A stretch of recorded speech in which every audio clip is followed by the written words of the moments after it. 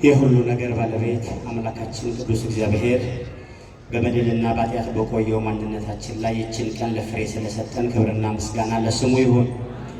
ሁላችንም እናማትብ። በስመ አብ አይሰማም። በስመ አብ ወወልድ ወመንፈስ ቅዱስ አሃዱ አምላክ አሜን። ክቡር መምህራችን ሊቀ ኅሩያን ዘሪሁን፣ ክቡር የዕለቱ ዘማሪ ወንድማችን ዲያቆን መለሰ፣ እግዚአብሔር ቸርነት፣ እግዚአብሔር ምሕረት፣ እግዚአብሔር ይቅርታ አስፈልጓችሁ በዚህ ምሽት ወደ ቅድስና አደባባይ፣ ወደ ምሕረት፣ ወደ ፍቅር ቦታ በቸርነቱ እዚህ የደረሳችሁ አባቶች፣ እናቶች፣ እህቶችና ወንድሞች ባሰባሰበን በቤቱ ተገናኝተን ድምፁን እንድንሰማ በፈቀደልን በአምላካችን ብሎ እግዚአብሔር ፍጹም ሰላም እንደምን አመሻችሁ፣ እንደምን ቆያችሁ፣ እንደምን ሰነበታችሁ። አሜን። የፍቅር ሁሉ ባለቤት የበጎ ነገር ሁሉ ባለቤት አምላካችን ቅዱስ እግዚአብሔር በኃጢአትና በበደል ባለቀው እኛነታችን ላይ ይህችን ቀን ጨምሮ በቤቱ ስለሰበሰበን ክብርና ምስጋና ለስሙ ይሁን።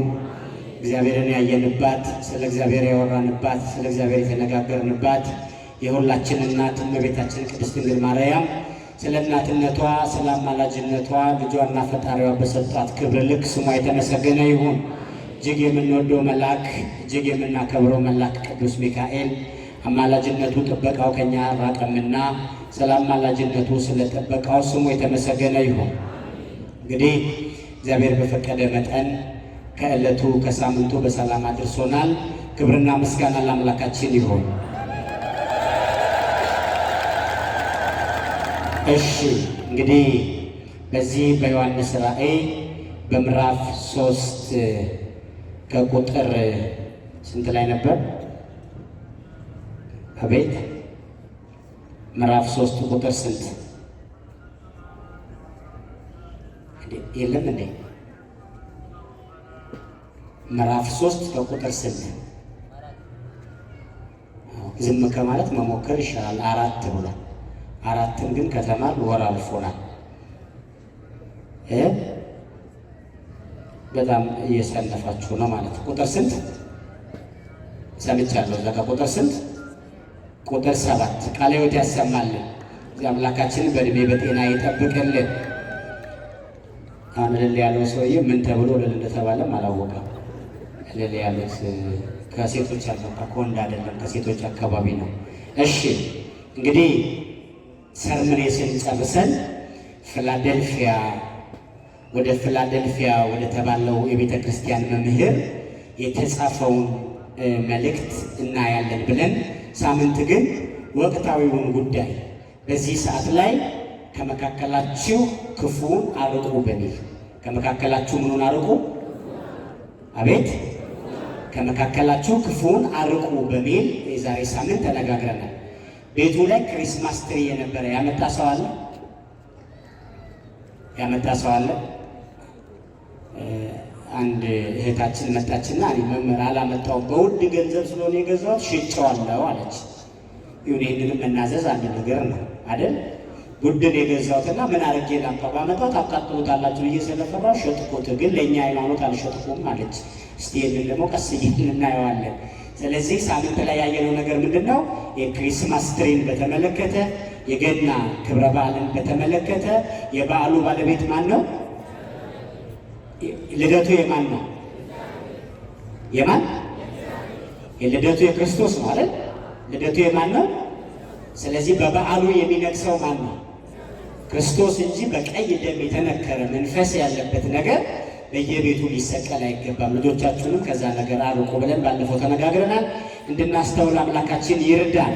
የበዓሉ ባለቤት መድኃኔዓለም ክርስቶስ የበዓሉ ዋጋ ገብቶን በልደቱ ዳግም እንዲወልደን የእሱ መልካም ፈቃድ ይሁንልን። እንግዲህ በዚህ በራእይ በምዕራፍ 3 ከቁጥር 6 ላይ ያለው ኃይለ ቃል እንግዲህ የሰርምኔስን አብያተ ክርስቲያናት መምህር መልእክቱን ነግሮት ሲያጠቃልል የዘጋበት አንዱ ሀሳብ ምንድን ነው? መንፈስ ለአብያተ ክርስቲያናት የሚለውን ጆሮ ያለው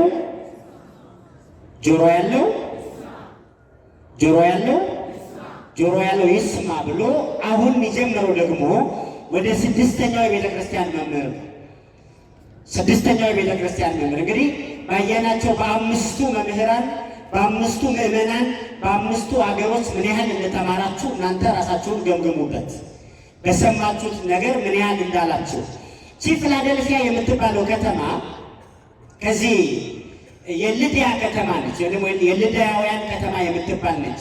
በነገራችን ላይ ተፈርሳ ተቃጥላ ነበር። የመሬት መንቀጥቀጥ ተከስቶባት በመሬት መንቀጥቀጥ ተመታ ነበር።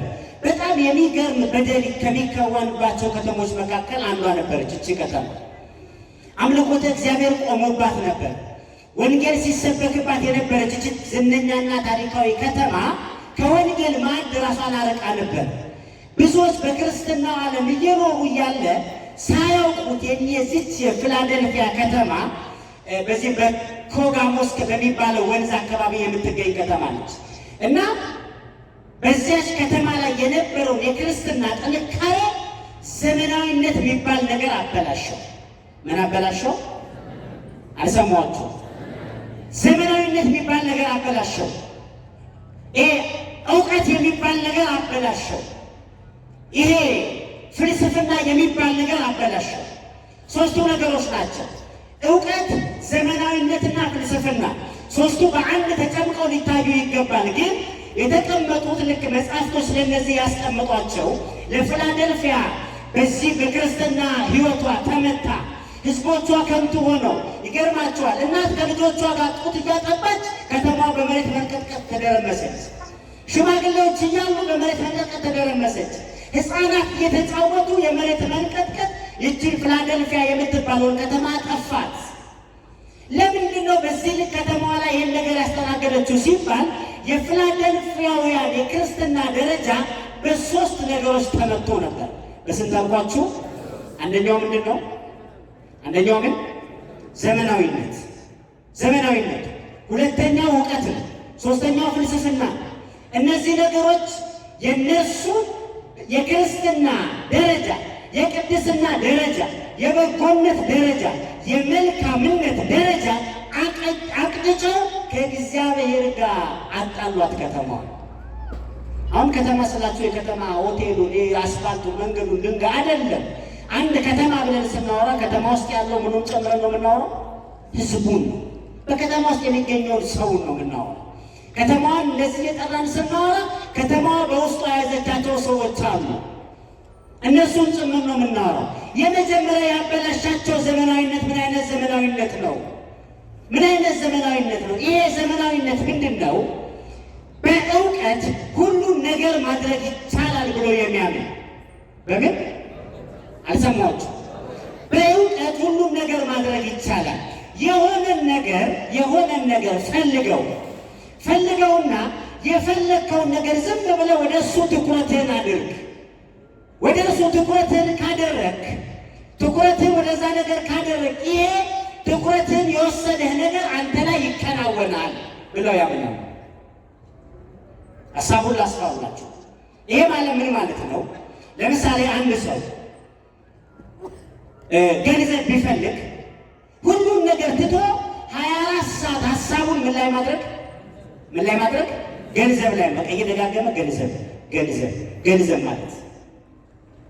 በሌላ ቋንቋ አንድ ጎረምሳ ወንድ አንዲት እህት ቢወዳትና ከእሷ ጋር ለመኖር ቢያስብ ምንም አይጠበቅበትም። የሚጠበቅበት ነገር ምንድን ነው? ደጋግሞ እሷን ምን ማለት ነው? ምን ማለት ማሰብ። ይህ ማለት በዘመኑ ቋንቋ ዘፓወር ኦፍ ኢንቴንሽን የሚባለው የስበት ህግ የሚባለው ሃይማኖት ማለት በምድር ላይ በገንዘብ ደረጃ ቁጥር 1 ሀብታም ሳይንቶሎጂ የሚባል ሃይማኖት ነው።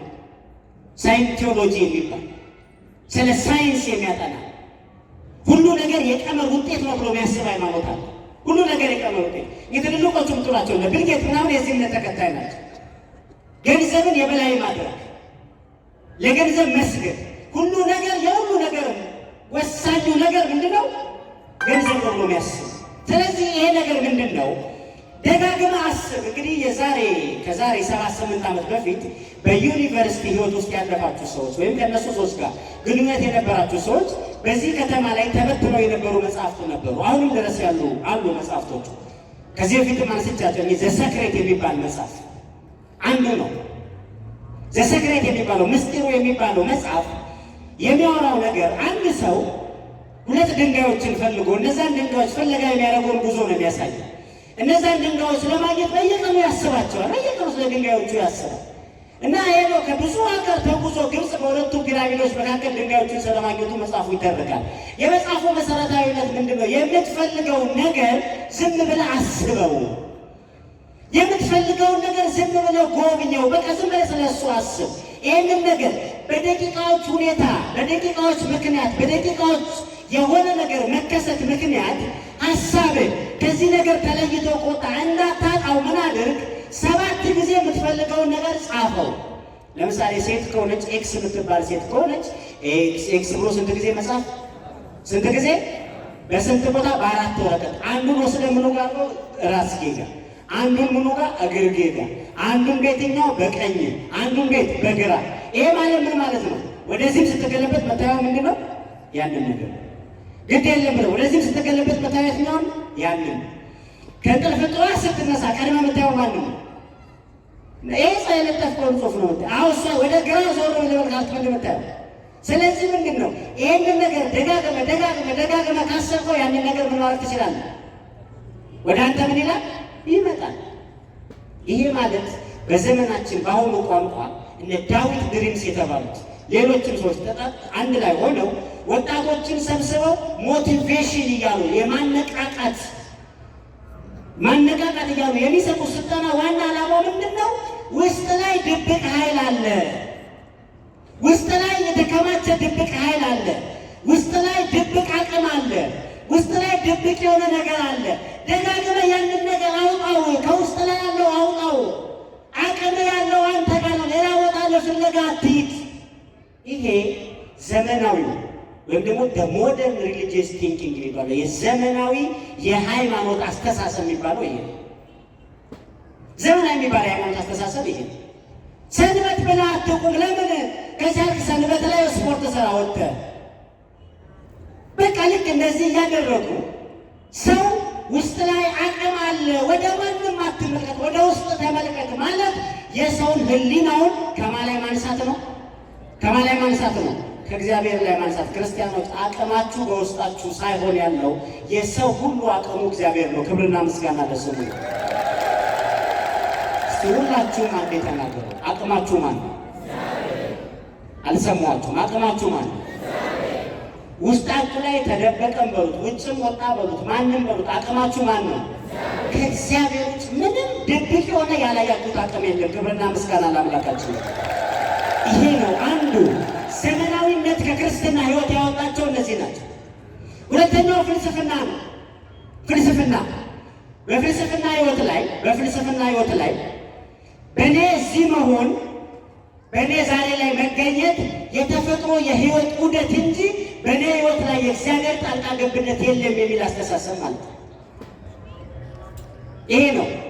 እነዚህ መጽሐፍት በየሆነ ዘመን እንደ አዲስ ነገር በትውልዱ ላይ ይበተናሉ። በቪዲዮ መልክ፣ በቀልድ መልክ፣ በጨዋታ መልክ፣ በሚነበቡ መጽሐፍት መልክ ይበተናሉ። የእነዚህ ሁሉ ዋና ሀሳቡ ምንድን ነው ካል ሰውን ከእግዚአብሔር ትከሻ ላይ ማውረድ። ክርስቲያኑ ሰውን ከእግዚአብሔር ትከሻ። የሚገርማችሁ የፊላዴልፊያ ምዕመናን ይህን ዘመናዊነት በልቦናቸው ይዘው እግዚአብሔርን ተዉት። ማንን ተዉት አልኳቸው? አልሰማኋቸው?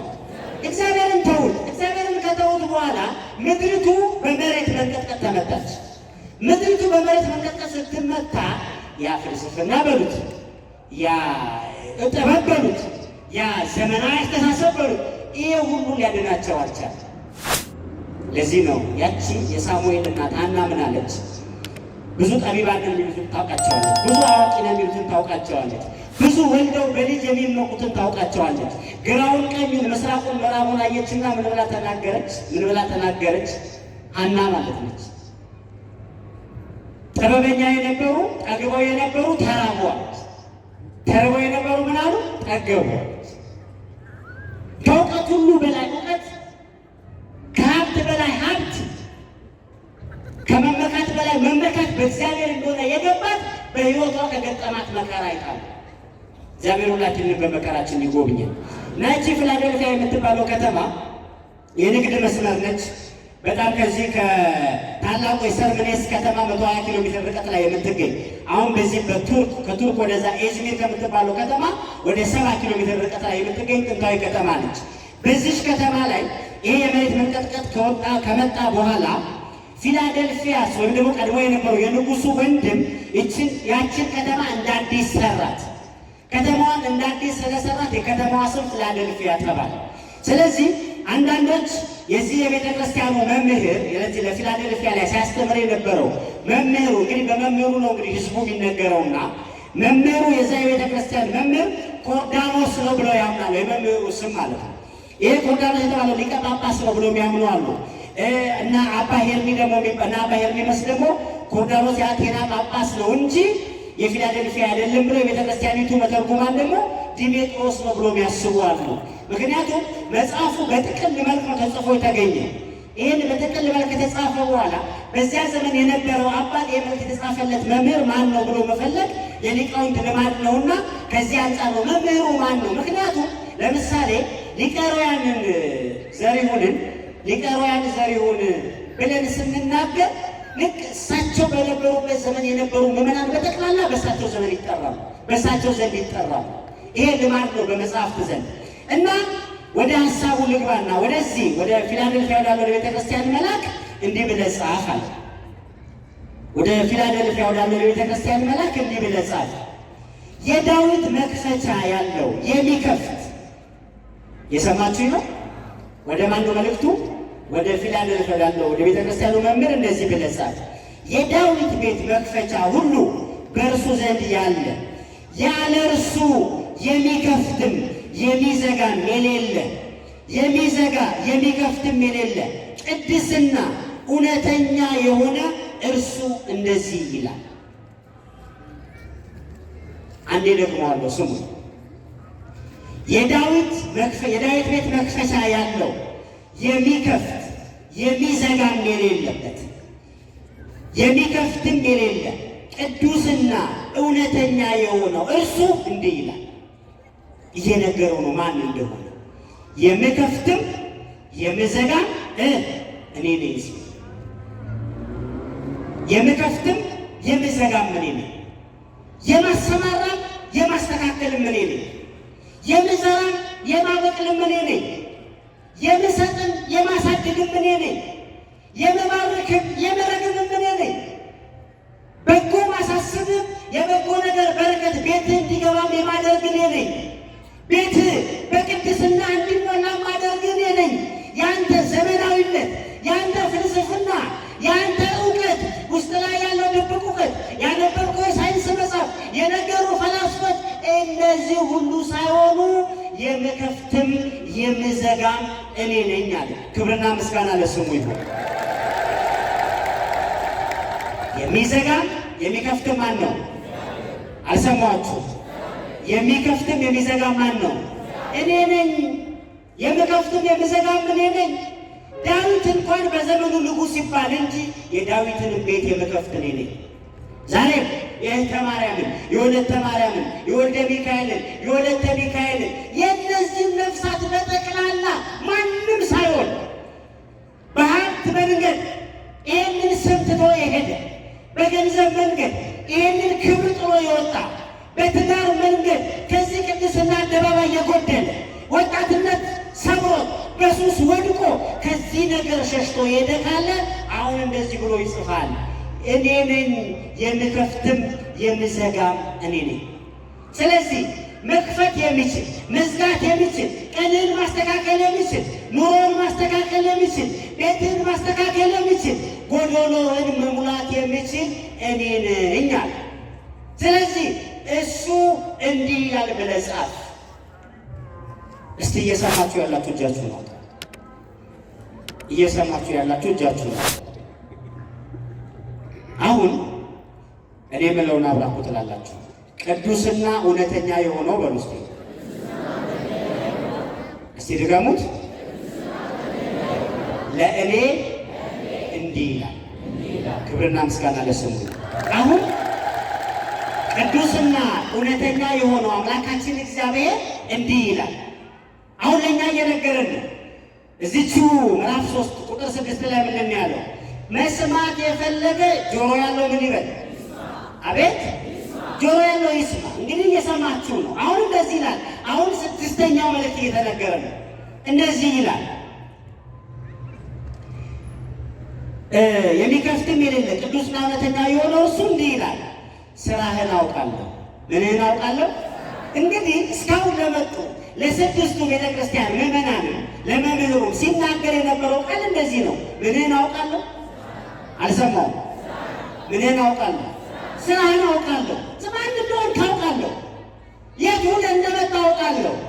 ትዳር ላይ ምን አይነት ሰው እንደሆንክ አውቃለሁ። ንግድ ላይ ምን አይነት ማንነት እንዳለ አውቃለሁ። በልብ በዚህ ደቂቃ ምን እያሰብክ እንደሆነ አውቃለሁ። ማንን አስቀይመህ እንደመጣህ አውቃለሁ። ማን እንደበደለህ አውቃለሁ። ትናንት ምን እንደሰራ አውቃለሁ። ነገ ምን እንደምትሰራ አውቃለሁ። እቅድ ምን እንደሆነ አውቃለሁ። ዓላማ ምን እንደሆነ አውቃለሁ። የማንን ማን እንዳለብህ እኔ አውቃለሁ። የማን በጎነትም እንዳለህ እኔ አውቃለሁ። የመልካምነትህን ጠጋ አውቃለሁ። የርኩሰትህንም ጠጋ አውቃለሁ። ሰራው ብለህ ያሰብከውን ስራም አውቃለሁ። በበደል የከወንከውንም ክዋኔ አውቃለሁ። ለሥጋ ፈቃድ ምን እንዳደረግህ አውቃለሁ። ስለዚህ ሲያጠቃልል እንደዚህ ያለ ስራህን አውቃለሁ። ስራችሁን ማን ያውቃል? ስራችንን ማን ያውቃል? ዛሬ የበደልን ሰዎች ስራችንን እኮ እሱ ያውቃል። ጠዋት ተነስተን ምን እንደሰራን እሱ ያውቃል። ማታ ምን እንዳደረግን እሱ ያውቃል። አሁን ነገ ምን አይነት ቀጠሮ እንደያዘን እሱ ያውቃል። ከነገ ወዲያ ለምን ዓላማ እንዳለን እሱ ያውቃል። የኃጢአት ቀጠሯችንን እሱ ያውቃል። የበደል ቀጠሯችንን እሱ ያውቃል። የንስሐ ቀጠሯችንን እርሱ ያውቃል። የህይወት ትግላችንን እሱ ያውቃል። ሲያጠቃልለው ምን ሰርተህ እንደመጣ አይደለም፣ ምን እንዳሰብክ አውቃለሁ። ምን እንዳሰብክ አውቃለሁ። ምን እንዳቀድክ አውቃለሁ። ዛሬ እዚህ ለምን እንደመጣ አውቃለሁ። ሲያጠቃልለው ምንን አውቃለሁ አለ። አልሰማችሁም? ምንን አውቃለሁ? ስራህን አውቃለሁ። ስራህን አውቃለሁ። ምን እንደሰራህ ምን እንዳልሰራ፣ መች በጎ እንደነበር መች ክፉ እንደነበር፣ መች እንዳመነታ መች እንዳላመነታ፣ መች እንደሰለቸ መች ቀና እንደነበር፣ ምን እንዳከናወንክ ምን እንዳከናወንክን ያውቃለሁ። እዚህ ውስጥ ንስሐ ያልገባን ሰዎች እሱ ስራችንን ያውቃል። ዘረኞች ስራችንን እሱ ያውቃል። ትምክተኞች ስራችንን እሱ ያውቃል። ነፍስ የምናጠፋ ሰዎች ስራችንን እሱ ያውቃል። እሱን ሰልችተን የምንሰማ ሰዎች ምን እንዳደረግን እሱ ያውቃል። ስራህን ያውቃለሁ አለ። ስራህን ያውቃለሁ። በዚህ በፊላዴልፊያ ቤተክርስቲያን ላይ ባሉ ምዕመናን ብዙ ፈተና ደርሶባቸዋል። አንዱ የደረሰባቸው መከራ ምንድን ነው? ከአይሁድ ምኩራብ ተባረዋል። አይሁዶች ሲያመልኩበት ከነበረባቸው ምኩራብ ተባረዋል እና ተባረው ተሰብስበው የሚያመልኩበት ቦታ ያጡበት ጊዜ ነበር። አጥተው ማምለኪያ መሰብሰቢያ ስፍራ አጥተው የሚጸልዩበት ቦታ አጥተው ተባረው የነበሩበት ዘመን ነበር። በዚህ ሰዓት ላይ ቤተክርስቲያን ፈርሶባቸው ቤተክርስቲያን የሌላቸው ሰዎች በሀገራችን የሉም እንዴ? አረ በደንብ አሉ። አረ በደንብ ቤተክርስቲያን ፈርሶባቸው ቤተክርስቲያን ነዶባቸው ቤተክርስቲያን ተጠቅሎባቸው ማምለኪያ ያጡ ሰዎች አሉ። ነገ አንተስ ታጣ ይሆን? ነገ እኔና እናንተስ ይሄ ቤተክርስቲያን ኑሮ ሁሌ እንኖር ይሆን? ዛሬ ዋጋ ያልሰጠነው ነገር ነገ ምን አይነት ዋጋ ያስከፍለን ይሆን? ስለዚህ ይሄንን ሲነግር በዚህ ምክንያት የዳዊት ቤት መክፈቻ ያለው ያንን ለማጠየቅ ነው። ያንን ለማስታወስ ነው። አውጥተው ጥለዋቸዋል። ከቤተ ክርስቲያን ክብር ወርደዋል። ከአምልኮ ስፍራ ወድቀዋል። በጎ ጽድቃቸው መልካምነታቸው ተወስዶባቸዋል። ሄዶ የሚያለቅሱበት ያቺ የምኩራብ ስፍራ ከእነሱ ላይ ትወስዳለች፣ የለችም። ያቺ የምኩራብ ስፍራ እነሱ ጋር የለችም። የዳዊት መክፈቻ ያላት ነገር በጣም ብዙ ነገርን በውስጡ የያዘች ነች። ክርስቲያኖች የዳዊት መክፈቻ ያለው እንዲህ ይላል ያ ስለዚህ ስራህን አውቃለሁ እነሆ አለ። ከቃሉ ጋር ናችሁ። እነሆ በአንተ ፊት የተከፈተ በር ሰጥቼሃለሁ። እስቲ ሁላችሁም በሉ በአንተ ፊት በሉ። በአንተ ፊት የተከፈተ በር ሰጥቼሃለሁ። በጣም ነፍስን የሚያሳርፈው እንደዛ አምልኮ ስፍራ አጥተው ነበሩ። ለእነዛ መጽናኛ የሚሆናቸው ነገር ይሄኛው ማንም ሊዘጋው ከቶ አይችልም። እስቲ ሁላችሁም በሉ ማንም ከቶ ሊዘጋው አይችልም። ክብርና ምስጋና ለአምላካችን። ክርስቲያኖች እግዚአብሔር በፊታችን የከፈተውን በር ማንም ሊዘጋው አይችልም። እግዚአብሔር በትዳራችን ላይ የከፈተውን በር ማንም ሊዘጋው አይችልም። በልጆቻችን ላይ የከፈተውን በር ማንም ሊዘጋው አይችልም። በንግዳችን ላይ የከፈተውን በር ማንም ሊዘጋው አይችልም። ማንም ሊዘጋው አይችልም። ማንም ሊያስቆመው አይችልም። እግዚአብሔርን ከስራው ሊያስቆም የሚችል ማንም የለም። እግዚአብሔር ለእኔና ለእናንተ ካስቀመጠው እቅድ ሊያቆመው የሚችል ማንም ሰው የለም። እግዚአብሔር በእኔና በእናንተ ሕይወት ሊጎበኘን ካሰበው በረከት ማንም ሊያቆመው አይችልም። ትጠራጠራላችሁ? ክርስቲያኖች ትጠራጠራላችሁ? ማንም ሊያስቆመው አይችልም። እግዚአብሔር ሊሰራልን ካሰበው በጎ ነገር በፊትህ የተከፈተ በር ሰጥቻለሁ። ምን አይነት በር አልኳችሁ? አልሰማችሁ? አቤት የተከፈተ በር፣ በፊታችን የተከፈተ በር ሰጥቻለሁ። ያንን የተከፈተ በር ማንም ሰው ሊዘጋው አይችልም። እነዛ ቅድም ያነሳናቸው ነገሮች ምንድን ናቸው? እነዚህ በዘመኑ ወጣቶችን እናሰለጥናለን የሚሉ በጣም ውድ በሆነ ገንዘብ እናሰለጥናለን የሚሉ ሰዎች ምንድን ነው ሊያደርጉ የፈለጉት? ይሄ ከፊታችን መድኃኒዓለም ክርስቶስ የከፈተልንን በር ሊዘጉ የቆሙ በር ዘጊዎች ናቸው።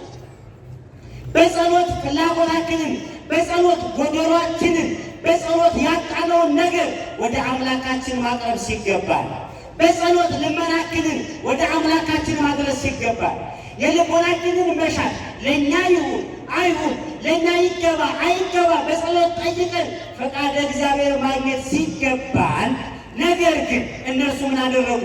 በውስጥ እመቃቀም አለ እያሉ የሁላችን ባለቤት ሆኖ ከእግዚአብሔር ሊለዩን ሞከሩ።